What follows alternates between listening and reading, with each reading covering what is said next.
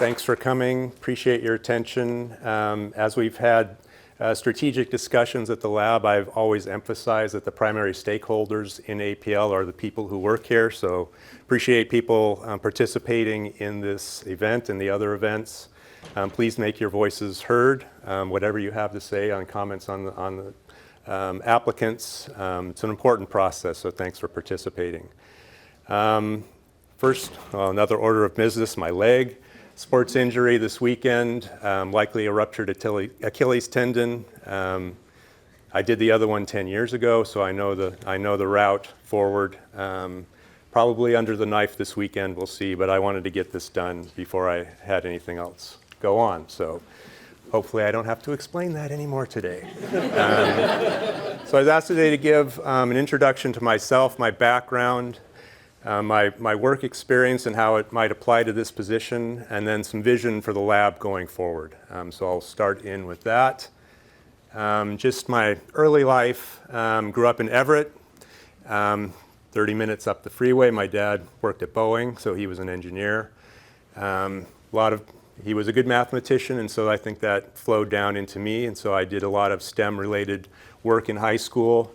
Graduated Cascade High School, lots of honors courses, but STEM heavy, physics, math, and physics. Was valedictorian, did sports and music, so did a lot of stuff in high school, very active, I would say. Got admitted to the UW. Late in my senior year, there came a notice to my physics professor about an internship program at the Applied Physics Laboratory at the University of Washington. I was already admitted. This was, of course, days before the internet, so we couldn't go look up APL's great website to see what was going on there. I didn't know much about it. My teachers didn't know much about it, but I sent in an application and they wrote me some very good letters of recommendation, I think. Came to interview, not knowing, of course, the Navy background, but as it turned out, I'd been recruited actually by the Naval Academy back in Annapolis, had gone back there for a week in the summer. Decided it wasn't for me, but during this interview I mentioned, I got recruited by the Naval Academy, and they all started scribbling madly in their books. Didn't know what I'd said right or wrong, but I came to learn, of course, the Navy affiliation with APL. So that was just sort of a funny anecdote there. College education. So I was an intern here at APL. I really enjoyed working at APL as an undergraduate. 19 and a half hours was the limit of what I could do per week, and I was doing 19 and a half hours per week, except during the summer when I could do 40. But a major influence on my educational career and further career. I started out actually as a chemistry major, moved into math, but then really interacting with people at APL, talking to the electrical engineers, what they do in that line of work, then led me into electrical engineering, which is pretty math heavy, so I was able to use those skills. But those kinds of student internship things are very important, I think, both for APL and for the students who participate in them. Got my bachelor's from the UW, signal processing, heavy emphasis there. After my bachelor's, I actually got hired onto APL onto the professional staff. I had graduate studies in mind, but wanted to sort of take a year working and not go directly back to school. At that point, APL had a fellowship program, so they actually paid people a percentage of their salary to go back to school, get degrees, do that, go to school full time during the school year, and then come back in the summer and work on projects. So I was able to take advantage of that, had really good mentorship from people here at the lab to help me follow that program. So I ended up with my master's in UW in electrical engineering in a field called generalized time frequency representations. If you know what a spectrogram is, GTFR, well, spectrogram is one basic type of GTFR. Did my work, some of that work with Jim Pitton, who's was an APL employee here. Jim did a lot of further work, did a lot of very math-heavy things in GTFRs, and years later we'd ask him, well, what kind of fancy GTFR should I use for this application? He said, just use a spectrogram. It's good enough. Then went on to get my PhD in UW, PhD in electrical engineering from UW. Started getting into heavily ocean acoustics in a field called holography mixed with signal processing. Again, a lot of good mentorship from people here at APL. Jim Luby and Robert Porter were my advisors for that work. But really learned how to do acoustic simulations, acoustic modeling. Have made probably every mistake in the book on how to do ocean acoustic modeling, but that's how you learn. So that's some of my educational background. My first year post-PhD, I was then came back to APL to work. Got heavily involved in one particular project, which happened to be a congressional plus-up, but it was looking at low-frequency acoustics for mine hunting. So with low frequency, you can propagate further. The received beamforming becomes more difficult. We were looking at synthetic aperture concepts at that point. About halfway through that year, I learned about a place called Saclantsen in La Spezia, Italy. Saclant Undersea Research Center. Potential to go there as a NATO international civilian, so actually hired into NATO. Again, another good piece of mentoring was Bob Spindell, who was very supportive of that activity. He knew people at Saclant Center, was willing to let me go away for 3 years and put me on a leave of absence, which was a bit unusual for 3 years. I'm not quite sure how he swung that, but he did. And it just so happened that they were also looking at low-frequency mine hunting concepts there. So the application sort of wrote itself. The work I was doing here at APL was very sea trial heavy. We were out on the boats at least 4 times that year. In 1995, went there to NATO, and that was also a very sea trial heavy experience. Learned how to plan sea trials, learned how to execute sea trials. We're at sea, again, 3 to 4 times per year there at NATO during that 3-year activity.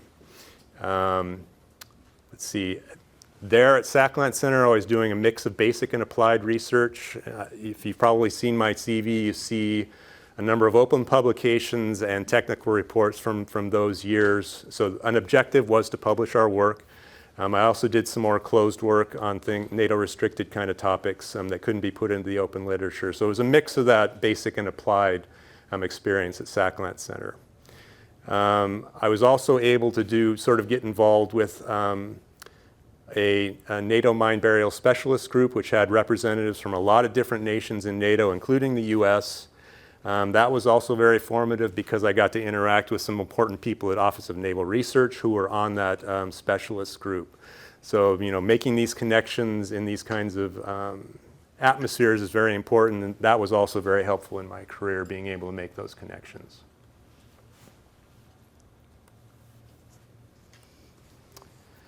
Early mid-career, came back to APL in 1999 after the Saclant Center experience.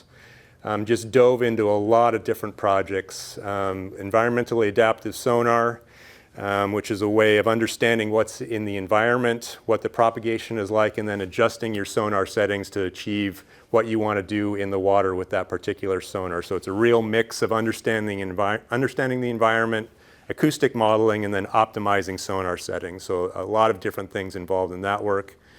Down at the bottom there, I did get the 2005 APL Science and Engineering Achievement Award, which is one of the first ones. I think it was the first year that they did that. But noted in that award was my work on environmentally adaptive sonar. Did also work in acoustic communications. We had a mine neutralizer concept that I got involved with Mike Boyd. Imaging sonars, a couple of different imaging sonar concepts, working with Ed Belcher on his lens-based system, and started to learn a little bit about what Lee Thompson was doing with the blazed array sonars. So a huge amount of different projects that I got involved with. Again, a mix of basic and applied research in that work. A pretty diverse technical skill set that I was able to develop and leverage from other things: signal processing, acoustics, as I mentioned, seagoing experimentation, especially with acoustic comms work we were doing. How you do data analysis on all this mounds of data that we're collecting with these various systems. A lot of software development, and then a field called computational intelligence, which encompasses a lot of different kinds of things like neural networks. Let's see, what do I want to say? Yeah, neural networks was the main one that we were dealing with, but genetic algorithms is another kind. We got involved with a laboratory over on campus in electrical engineering with Professors Marks and El-Sharkawi, the Computational Intelligence Applications Lab, wink, nod, CIA lab. But ended up through those projects having significant interactions with the EE professors and their students. I was on several supervisory committees and got affiliate assistant and associate professor roles in order to do that work with the students. I think there were six or so student committees I was on, so that was also very important, both for me and I think for the students as well.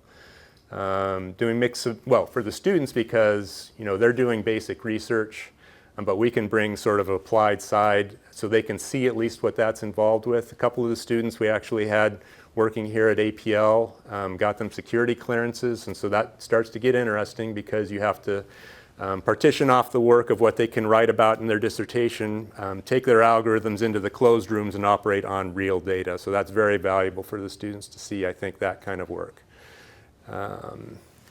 And I was doing a mix of principal investigator work, doing some project management on some very large projects with Bob Miyamoto. And then I took on staff engineer roles of diving in and doing the detailed technical work as well.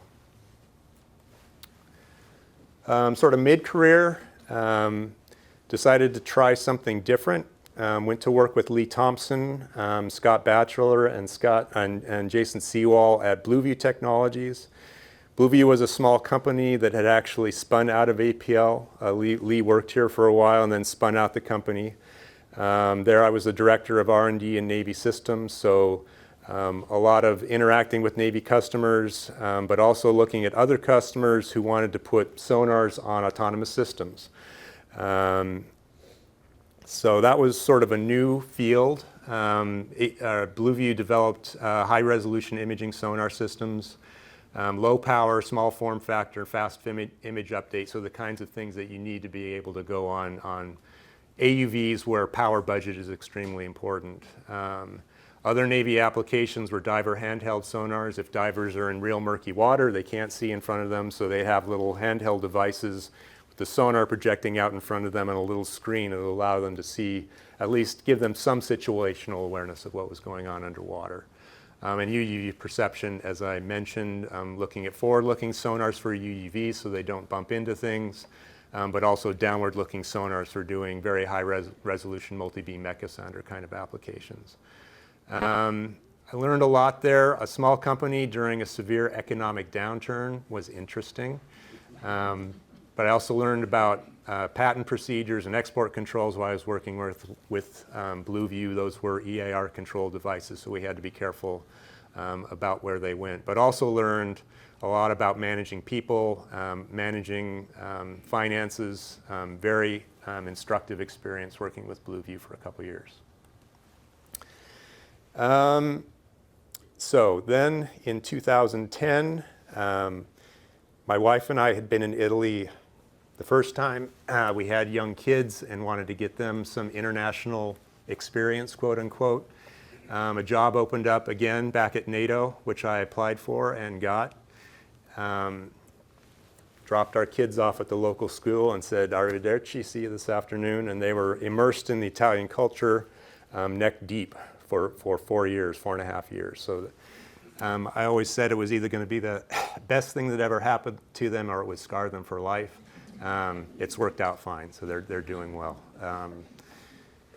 The organization had changed names since I had left. It was then now the NATO Undersea Research Center, but still under, well, I would say the parent organization actually changed. It was SACLANT, Supreme Allied Command Atlantic, but changed its nature and its name to the Supreme Allied Command for Transformation, so SAC-T.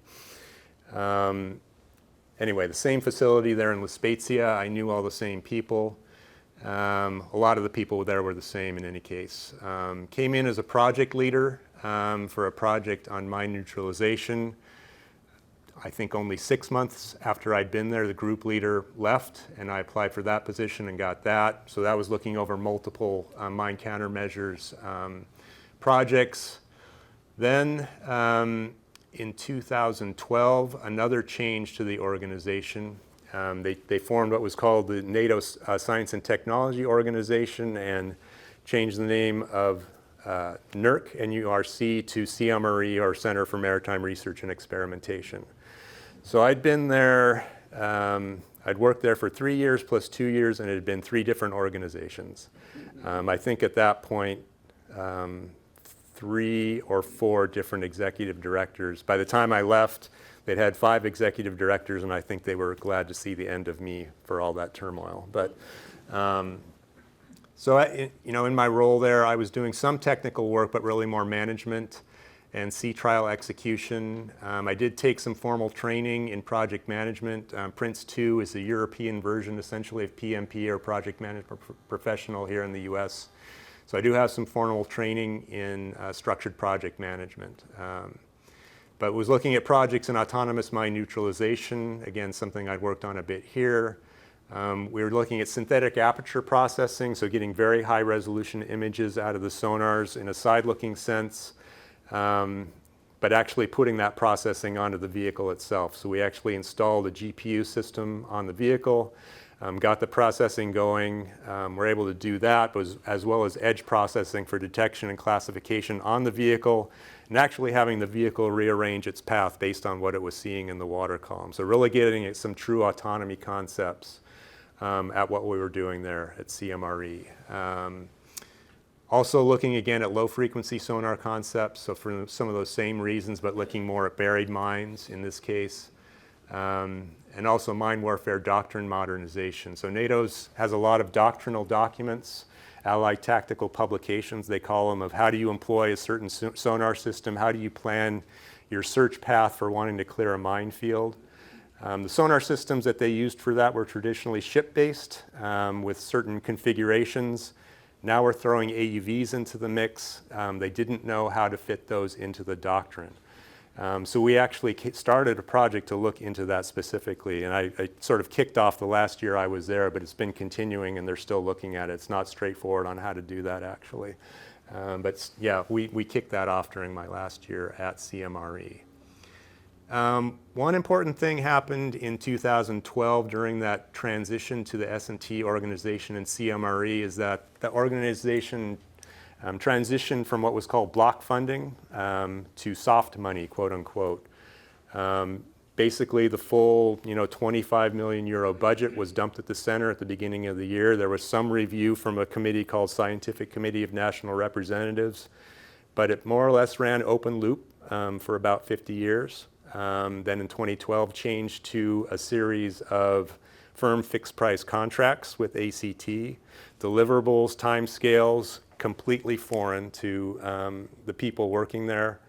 I like to think I helped drag them across the finish line of how to do contracts, how to write up deliverables, keep track of what your deliverables are and make sure you're getting paid because it's firm fixed price, so you don't put the deliverables and you don't get paid. Ed Goff was an APL employee. He was actually the chief scientist at CMRE at that time, but we both understood these processes and sort of helped get a basis for the center, I think, to be on a sustainable path of getting those firm fixed price contracts in place. Yeah, I participated in a huge number of hiring panels. It must have been 30 over the 5 years, including with the information technology group. So for the literary minded here, that's a bit of foreshadowing. But I did learn a huge amount from those guys about what it takes to do information technology in a controlled environment. So we'll talk about that a little bit later. Came back to APL in 2015.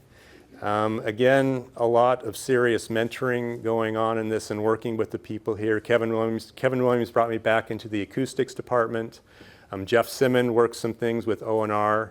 And part of what we did at CMRE was what are called joint research projects. Again, large multinational efforts to work together among the different NATO nations. Got to know Jason Stack, who was at ONR at that point. He needed some help in some of his programs at ONR, so we sort of worked a deal where I would come back to APL and then almost immediately go to Office of Naval Research on what's called an Intergovernmental Personnel Act detail. Still an APL employee, but actually a sort of a contractual situation with APL where my salary was still paid by APL and charged to O&R. During that about 2.5-year effort there in O&R, I managed a discovery and invention portfolio on autonomy, so that's really a basic research, funding college professors and their students to work on autonomy aspects, but sort of abstracting out the more applied things so they don't get themselves into distribution statement trouble. Also worked, so that was 6.2 funding, but much of it to universities, right? The big thing I was working on there was what's called a Future Naval Capabilities Program. As part of that, I had to take, through Defense Acquisition University, a Science and Technology Management training course. What I learned there was that O&R actually does transition better than a lot of the other branches of the military.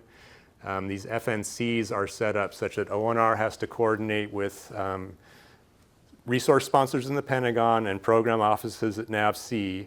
They have to write a document called a Technology Transition Agreement at the beginning of the FNC and revisit that every year to make sure that progress is being made, because the program office is making a commitment that if you get things to a certain technology readiness level, that the program office is going to take that and then put it into acquisition. Just learned a huge amount about how the Pentagon works, how the program offices work, and that interaction with O&R was very important. And this FNC and Technology Transition Agreement, when I went to that STM training, I think 3 of us O&R people in the room of 20, and we got singled out as having the best way to do transitions in the military by having that Future Naval Capabilities Program. So that was gratifying. Let's see, annual review of the TTAs, and 3 of the products in that FNC transition to acquisition programs, which doesn't always happen. We had to drag one of them kicking and screaming across the goal line by injecting new money, but Jason was able to drag that up. So that was good, milestone B in the acquisition program, but that was also quite satisfying to get that done. So recent history, been full-time back at APL since mid-2018. Came back really doing a lot of heavy technical work, working on a couple of existing projects here for DARPA and O&R, working a lot with David Kraut and Jim Pitton and group there on those projects. Ended up doing a lot of field work. We had to do a couple of major field efforts. It was actually a radar program, but there's still a lot of signal processing involved in that. But we are doing major evolutions out in the field for that work. We did some work down in San Diego where we had 6 different radar stations set up across San Diego in a central computing node. I was the technical POC for that, meeting with DARPA early in the morning and late at night to get pre-briefings and post-briefings. But I was able to do that really buoyed by my other experimental efforts that I'd done in the past. But I also brought in multiple contract awards in that period.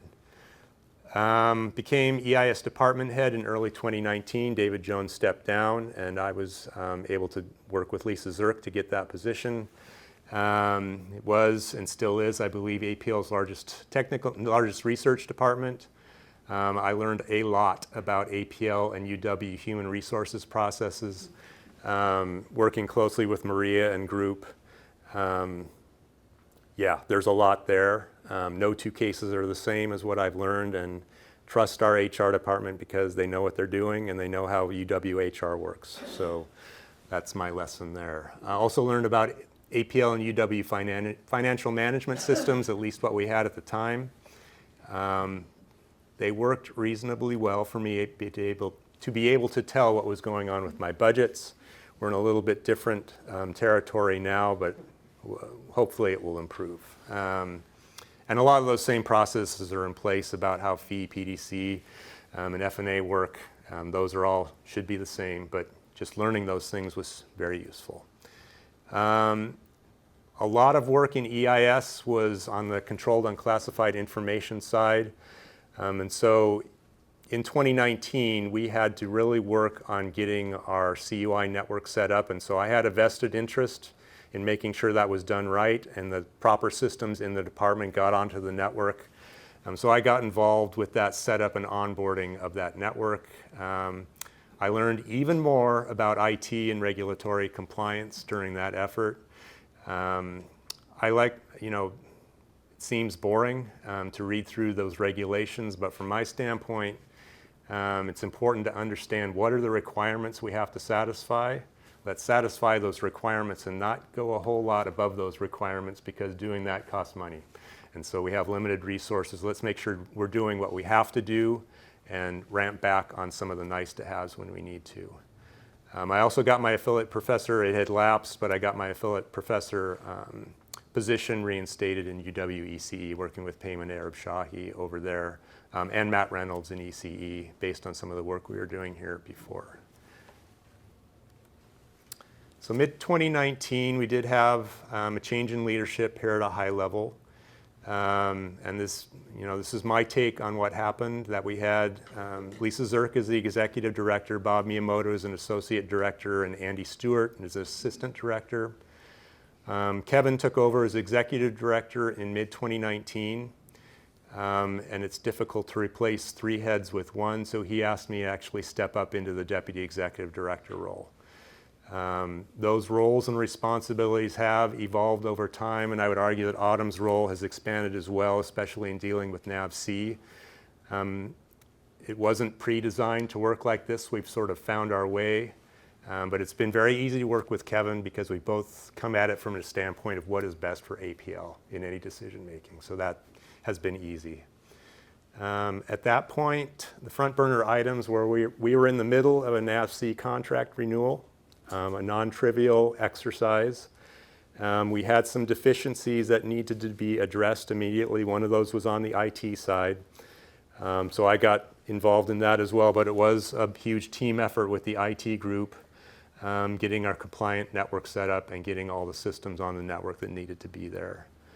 In the time since, I've done a lot of other work here, high-level interactions with NAVC 00U, which is our contracting office for our NAVC contract, the DASN RDT&E Deputy Assistant Secretary of the Navy for Research, Development, Testing, and Evaluation, Undersecretary of Defense for Research and Engineering interactions there as well.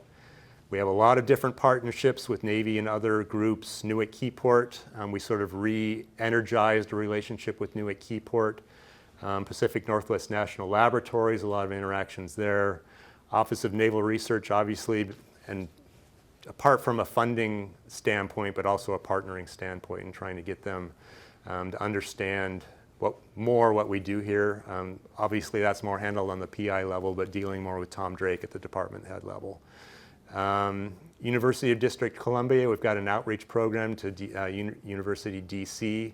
A nascent acoustics program, air acoustics, but since Kevin and I are back there so often and in conjunction with the HR group, it is an HBCU, but getting those kids who might not have had an exposure to what APL does and maybe getting a channel for new talent in the acoustics area, we felt to be very important, so we've been working with them.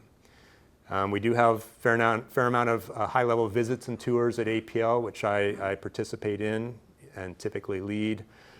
Kevin and I have been back to do congressional lobbying and internal and external fire drills, which happen up here on the 6th floor. Sometimes not a lot of visibility into that, but we get data calls and documentation that we have to respond to. So I work quite a bit with Kevin and Autumn on getting those answered. So late 2022, I inherited a new project, unclassified IT at APL. There were a series of departures before that, number of engineers, but then the IT director also left. I think Kevin mentioned this at the all hands. It became my problem, let's put it that way. Challenge is that we have 2 distinct network and computing environments with significantly different requirements on them. The easy thing, of course, would be to slam everyone into one environment. That's not going to work from a regulatory standpoint.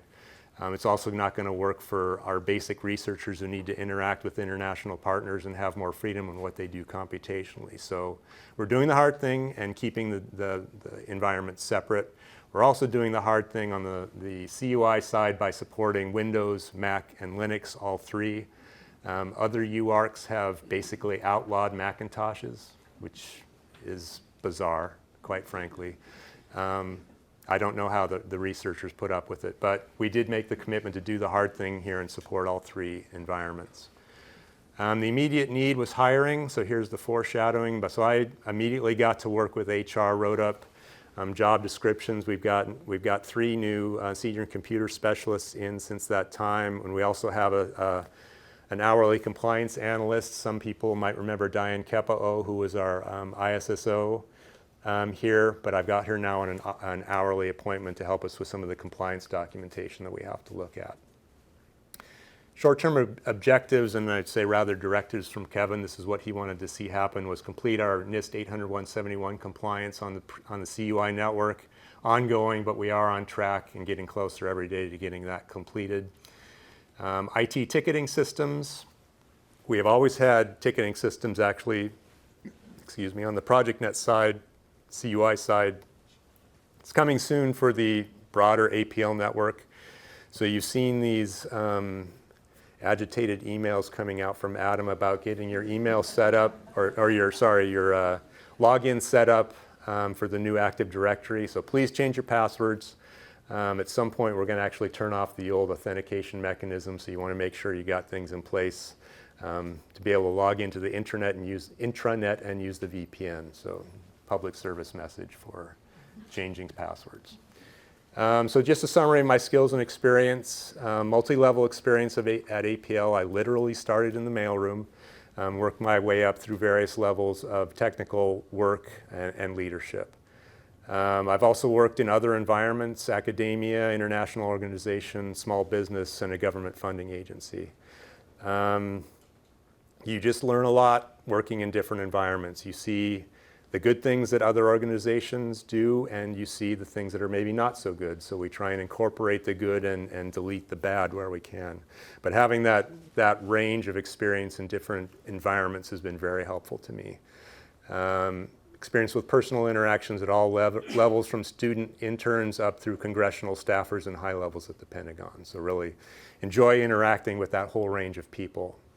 My technical areas, we've talked about a little bit, but also administrative, team leadership, project and program management, compliance, personnel management, and engagement with stakeholders. So I got asked a question at the Zoom interview, which I don't think I answered very well, and it caused me to think a little bit. But my leadership style, I try to lead by example. I don't expect people to do things that I'm not willing to do myself. So Adam's already turned off my access to the legacy login system. So I'm the first one to test out and make sure things are working right. I like to ask questions and listen. Part of the initial meetings with the groups this morning is I was asking them what are your significant worries over the next 5 years, and I'm taking notes. So I like to listen based on the questions that I'm asking. I prefer face-to-face meetings via email, especially if email chains are growing into 3 and 4 and 5 length emails. I just think it's more efficient to meet face-to-face and get all those questions out of the way in a concise meeting setting. I like to gather information and input before deciding on things. Try to get to consensus when it's possible, and then do what's best for the organization overall when it's not. Difficult to get full consensus on things at APL and really anywhere, quite frankly. But really, as I said, Kevin and I and Autumn keep the overall goals and benefit of the organization in mind in any of the decisions that we make. I can't be an SME on everything, a subject matter expert, so I allow others to execute their role in the team and expect agreed upon results. If we don't get to the agreed upon results, then we have conversations and try and figure out how we can get there from where we are. I think I have an ability to see both the forest and the trees, and that I can see things at a very high strategic level. but I can dive down into bitwise MATLAB code and do those kinds of very detailed work as well. And I think that's important to understand, what people on the ground are doing in their technical work, challenges that they're having, but also be able to see the high-level strategic things that need to happen for the laboratory overall. Much to the chagrin of some people, I read and understand things before I sign them. We'll see why that's the case. So, getting a bit into the vision side of things, one thing I wanted to go through is what a UARC is, a University Affiliated Research Center, and APL's role in that, how that works. So UARCs were officially established in 1996 by the Undersecretary of Defense for R&E. APL obviously had a long affiliation with the Navy before that, but this was actually where the UARCs came into being, codified in laws. Currently 15 UARCs across the United States, and only that Undersecretary of Defense can establish, transfer, or terminate a UARC. Nonprofit research organizations affiliated with the university provide and maintain a set of core competencies tailored to long-term needs of the DoD, and our primary sponsor is the Navy. So that Undersecretary of Defense, in a fairly recent reorganization, is now also considered the Chief Technology Officer of the Department of Defense, and there's a very good website there that actually gives a lot more detail on how UARCs work, as well as FFRDC, so it might be worth taking a look at if you're interested. 15 UARCs, and that UARC status is special. We have an indefinite duration, indefinite quantity contract with NAVSEA, Naval Sea Systems Command, that allows us to be contractually funded without competition on topics within our core competencies. That is a very powerful ability that we have here as a UARC. So powerful that now the Undersecretary is now receiving a lot of inquiries from universities about how can we establish a UARC at our university.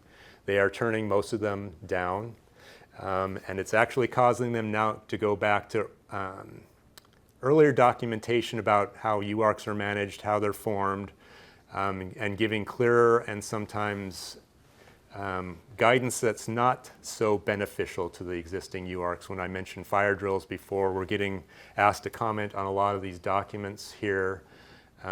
Luckily, Johns Hopkins APL is also a Navy UARC. They're about 25 times our size and have their own legal department, so they're helping a lot, and they have a lot more at stake if some of these things become more difficult. So they've helped a lot, but we've provided our input where we can on that process.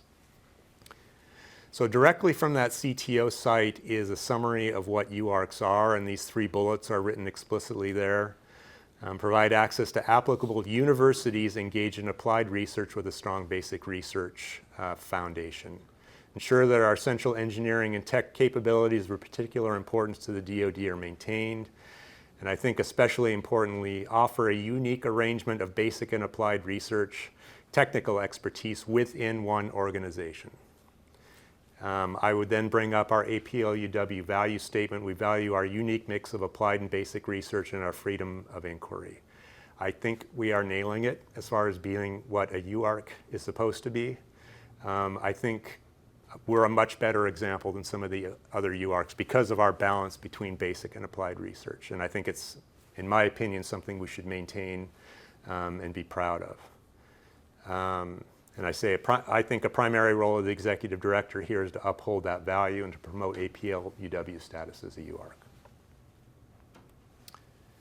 So we talk about basic and applied research, and what does that actually mean? It's actually a bit fuzzy. DoD in their 6.1 and 6.2 funding, 6.1 is defined actually in words as basic research. 6.2 funding is defined as applied research.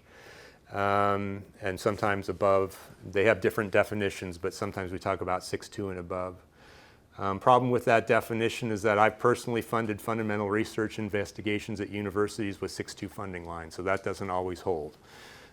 We can talk about grants versus contracts, except I've personally done fundamental research on contracts. Technology readiness level, that gets pretty murky as to where you actually lie on that spectrum. And there are NASA and DoD definitions, but dividing lines, like I say, are a bit murky. And then classified versus unclassified. Typically, classified is going to be on the applied side, but you can also have unclassified applied research. So what is really the concept that creates tension for us at APL, and how we do work at APL? So in my viewpoint, what I've seen here over the last number of years is it's really how we control information. That dictates who can work on certain projects, how our spaces are divided. It really is the thing that separates some work from other work. So it's easier to determine that delineation. You usually have terms in your contract that say what you can do with the information. Usually, sometimes that can be problematic, but then you have to have discussions with your sponsor. This topic is recognized by the university at large because any funded work with limits on publication need to go in front of the Faculty Council for research. So this limitation on information dissemination is recognized at the university level. The objectives of expanding knowledge in open forums and doing R&D where details need protection, often for national security reasons, are diametrically opposed. Those are opposite objectives, and we need to be able to do both of them within APL. And supporting that spectrum of requirements puts stress on all of the admin departments as well as the research programs. Security, HR, facilities, information technology, business and finance have to deal with this stress of how we support this spectrum of research that we're doing here at APL. We talk about valuing freedom of inquiry. So while we're pursuing our own R&D goals, my feeling is we also need to respect and appreciate what our colleagues are doing and what their goals are. What this ends up being is the dirty word in the bottom bullet of compromise. When you have your own goals and you know how you want to do your work, you want to drive forward with that. And for me, a primary challenge of the executive director, from what I've seen over the last few years, is to reinforce the essence of the value of freedom of inquiry among all our staff, and to find that dirty word compromise that's palatable and able to drive us forward as a unified organization. That is a challenge. Talk about mentoring a little bit. Any organization that wants to endure beyond one generation needs to take mentoring very seriously. A definition I found is that mentors have experience that others can learn from. We usually think of mentoring as sort of senior to junior kind of mentoring, but I think of it as learning from everybody that you come into contact with in the laboratory. So it can be senior to junior, peer-to-peer, junior to senior, cross-discipline, doesn't matter. You're learning from people that you're working with here in the same organization.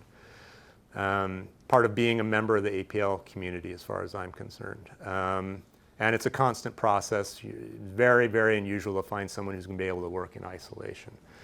And I have received and given a lot of mentoring. It's, my career here and other places, I've just learned so much from people. And I ask a lot of questions. I'm not shy about it. If I need to learn something, I go to HR and I ask questions. How does this work? And mainly because I want to make their job easier if I can. Write the things that I'm supposed to write in job descriptions to make the process go easier. And so learning from HR and how to do that properly is an important part of being a supervisor here and hiring people into the organization. So I know there's a couple sessions here with the early career PI group and the admin group about mentoring and about career advancement. So I want to learn from those groups what has worked, what's not worked at APL, and how can we do better at that mentoring role. Diversity, equity, inclusion, another one of the essays I had to write for the application. I've gone and looked at the university diversity blueprint. All the right words there, obviously: cultivating climate, attracting and retaining talent, a place-based engagement, meaning where we are here in the Northwest on our relationship to the people who've been here for a long time, and accountability and transparency in DEI initiatives. There's also the Office of Research with their guiding principles and their DEI committee, and also our internal APL-UW DEI committee. We're very fortunate to live and work in this state and in this city.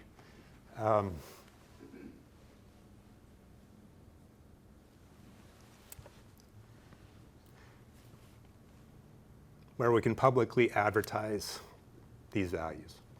It's not the same everywhere. I've talked to directors of other UARCs who are worried about the restrictions being placed on what they're able to advertise. Their approach is to not change their behavior internally. They might have to scrub their websites, but they behave in a way that embodies these values. And so I don't see anything happening here at APL or University of Washington that would put a dent in this, but we need to behave internally to hold these values forward. Couple things I've done on DEI front. I'm on a scholarship committee in the Everett School District, specifically for seniors graduating. Demographics in the Everett School District have changed fairly radically since I went to school there. Much higher minority population. That particular scholarship was started by educators who saw a hole in a certain group of kids who didn't have necessarily the highest grades. Those kids tend to get a lot of scholarships. Also kids who have very good financial support from family and other places don't necessarily need scholarships. So this scholarship is aimed at kids who have maybe not the top grades, but very good grades, potential to go to college and do well, and help them out financially. So trying to fill that hole in a certain spectrum of kids going on to college. Been working with the University of District of Columbia Outreach, as I mentioned, an HBCU school. And when I was department head of EIS, looking at pay equity review, very conscious working with HR, looking at data, making sure that our pay equity was in line and fair to everyone who was coming into APL, as well as people who are already here and may have had some issues with their pay equity. So my view of some of the technical areas going forward that I think have a lot of promise. This is not obviously a non-exhaustive list. And just because I didn't list your area doesn't mean I'm not thinking of it, but these are areas that I think, number one, APL is good at, but also areas that are going to be growing in the future. So one is environmental sensing, modeling, and prediction. Multiple departments here very involved in those topics. Reasons the environment is changing. So how do we track that change? As I described to someone this morning, there are areas of the ocean that the Navy has felt over the last couple of decades that they haven't needed to measure. Now they need to go measure it because it has changed radically from what it was just in the recent past.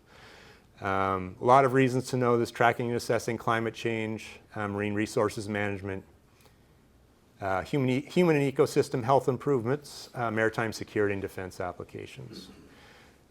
We have the knowledge and the technology to do this. I don't see these funding lines going down because of its importance for the future. Another area is in unmanned systems and autonomy. When I was doing a lot of mine warfare work, the phrase was get the man out of the minefield. So the way you do that is send the robots into the minefield.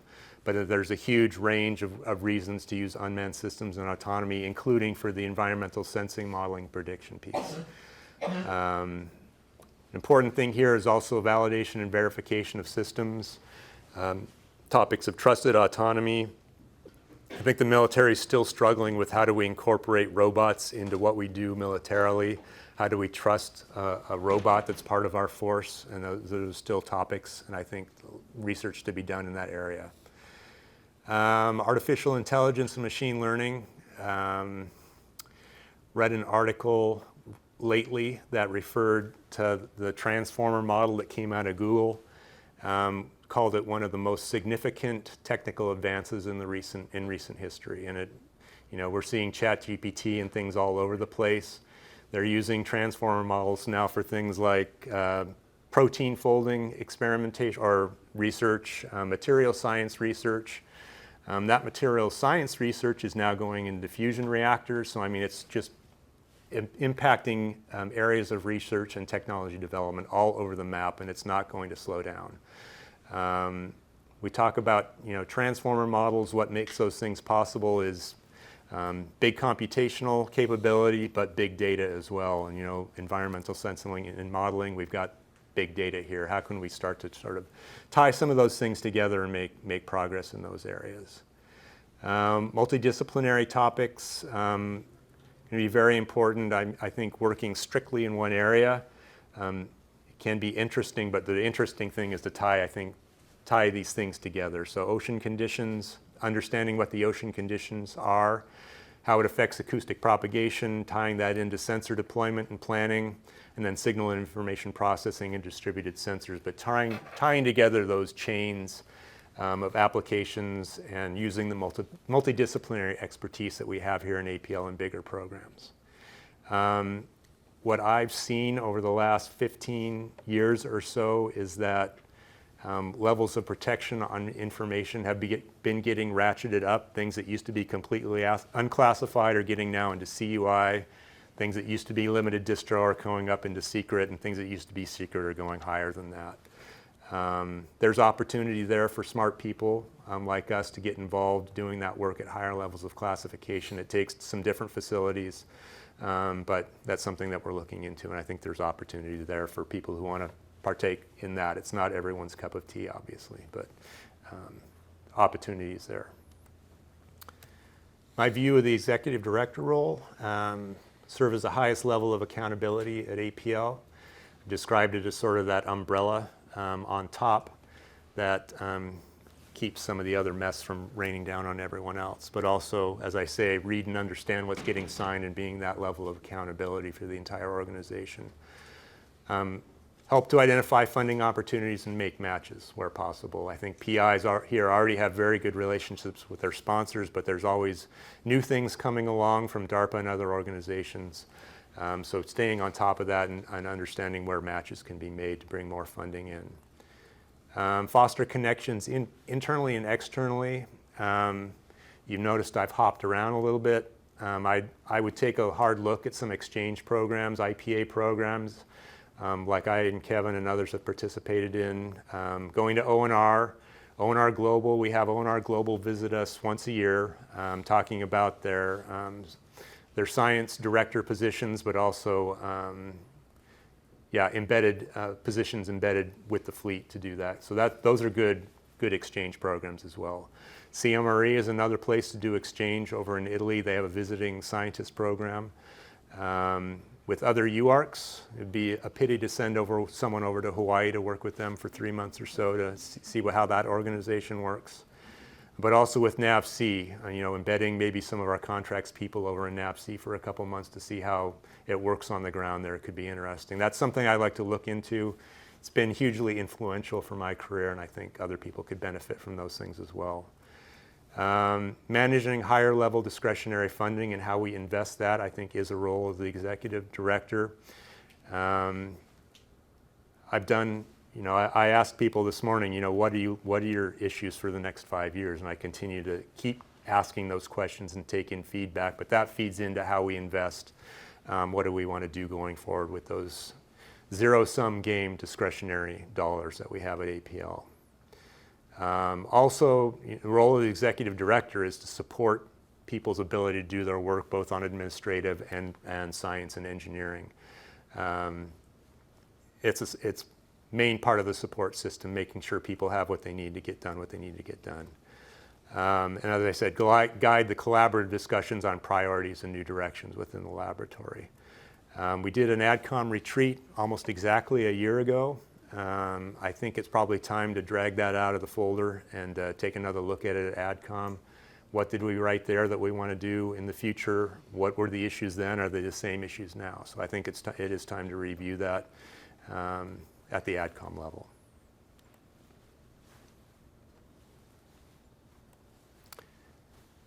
So way forward for APL, maintain stability and avoid stagnation. We've reached a fairly stable place now, I feel. I hope other people feel the same, but you don't want to stagnate. So how do we maintain stability but also go for new initiatives through collaborative discussions? What's the next thing for APL? I actually don't think it's the executive director's role to push that on their own. I think it needs to be a collaborative discussion within the laboratory of new directions where we're going. Reinforce the ability to plan and have the agility to adjust. As Mike Tyson says, everyone has a plan before they get punched in the mouth. We all know that feeling, right? The Gantt chart, risk register, have all that stuff in place, and then something unexpected happens. So we need to maintain that agility to adjust to things that happen unexpectedly. And foster a culture and community that values innovation, resilience, celebration of our successes, appreciation and respect of our similarities and differences, and picking each other up when we stumble. And I promise you, I wrote that before this happened. And we're all in this together. So that's all I have for the presentation. Thanks for your attention.